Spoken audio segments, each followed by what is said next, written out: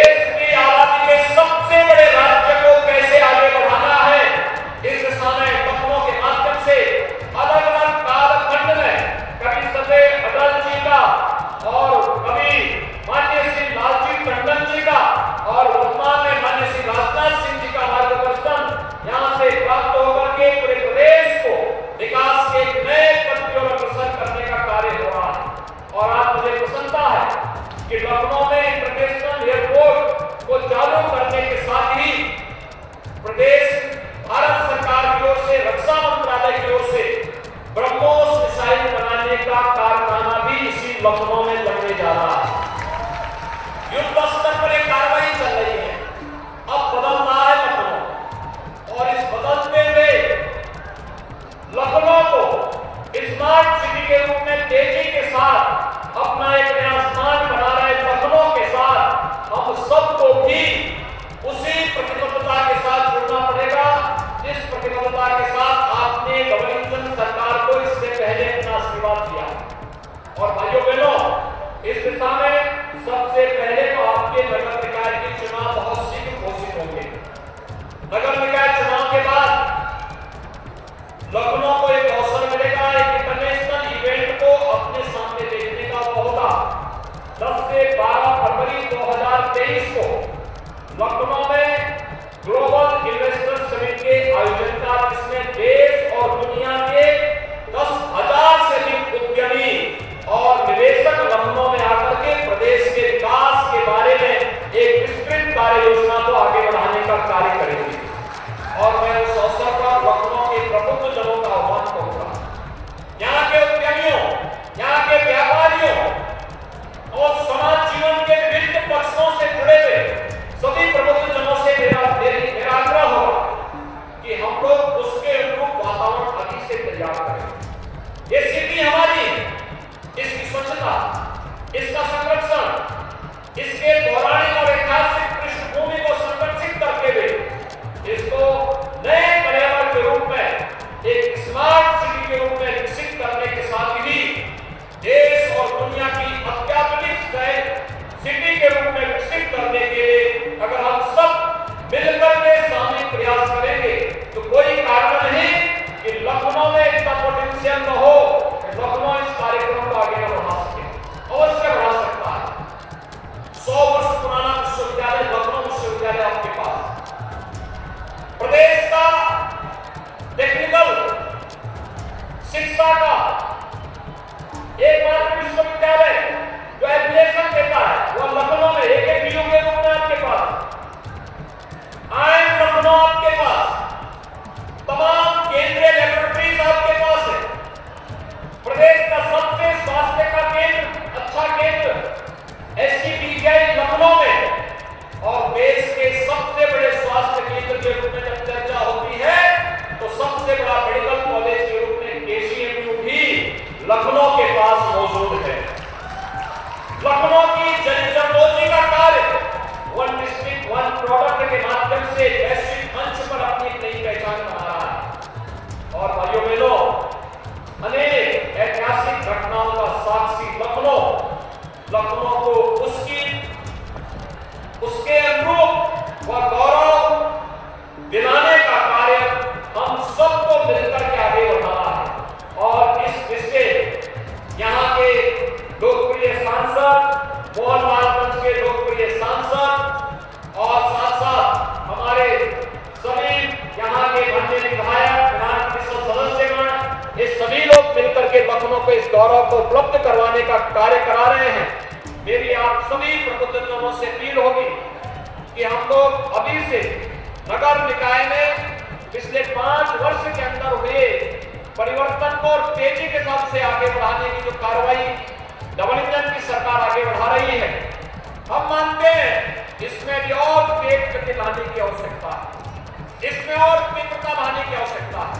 लेकिन पिछली सरकारों के जो गंदगी थी उस कचरे को दूर करने में थोड़ा समय तो लगेगा, लेकिन जिस तीव्रता के साथ स्मार्ट सिटी मिशन और अमृत योजना के अंतर्गत कार्यक्रम आगे बढ़े हैं, पंडित दीनदयाल उपाध्याय नगरीय योजना के अंतर्गत कार्यक्रम को हम लोगों ने आगे बढ़ाने का कार्य किया है, उस तीव्रता को और मजबूती के साथ आगे बढ़ाने में सफल हो पाएंगे। इस विश्वास के साथ मैं आप सभी प्रबुद्ध जनों का आज के इस अवसर पर फिर से यहाँ पर अभिनंदन करता हूँ। बाबा साहब भीमराव अम्बेडकर को उनके महापरिनिर्वाण दिवस के अवसर पर नमन करते हुए आज यहाँ की लोकल विधायक श्रीमती जय देवी जी का भी जन्मदिन है, उनको उनके जन्मदिन की बधाई देता हूँ। आप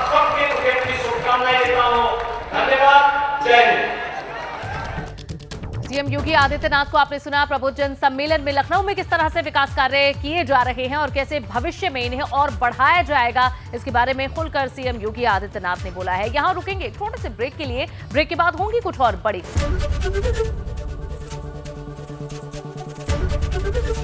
एबीपी गंगा, खबर आपकी, जुबान आपकी।